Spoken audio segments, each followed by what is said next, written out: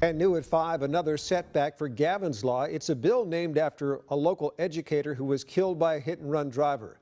The bill hit another roadblock today in a hearing before the Senate Public Safety Committee. CBS 47's Angelica Lalani joins us live in Fresno with more. Angelica.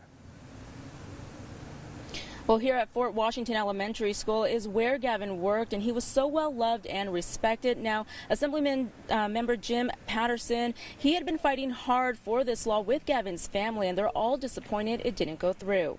My family's life was changed forever.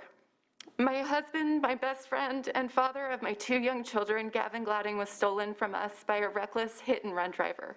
It's been nearly 2 years since Gavin Gladding was killed in a hit-and-run while out jogging near Bryant Road. His wife and family fighting hard these last couple of years with the help of Assemblyman Jim Patterson to close a loophole that allows hit-and-run drivers to avoid harsher sentences by increasing penalties for leaving the scene. Gavin's law would mandate a punishment of up to 6 years in prison and a specific fine if a hit-and-run crash leads to permanent or serious injury. It proposes a prison punishment of up to 8 years and a fine if a hit-and-run crash ends in death. There's a huge perverse incentive for people who hit, hurt, kill to leave, because if they do, they will face a much lower sentence than if they stayed, called for help, gave assistance, and became a responsible human being. After receiving an overwhelming 72 votes on the Assembly floor, the bill written in Gladding's honor falling 1 vote short on Friday from the Senate Public Safety Committee. Patterson asking them to reconsider the bill, but today they announced they will not. We tried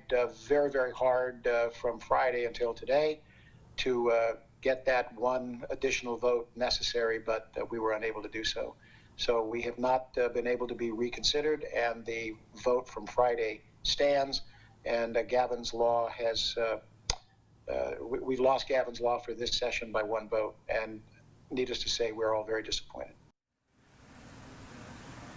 And Patterson says if they want to introduce the bill again, it'll have to wait until next year. He also says it's up to the family if they want to pursue it and relive and go through this process of this tragedy all over again. Reporting live in Fresno, I'm Angelica Leilani, CBS 47 Eyewitness News.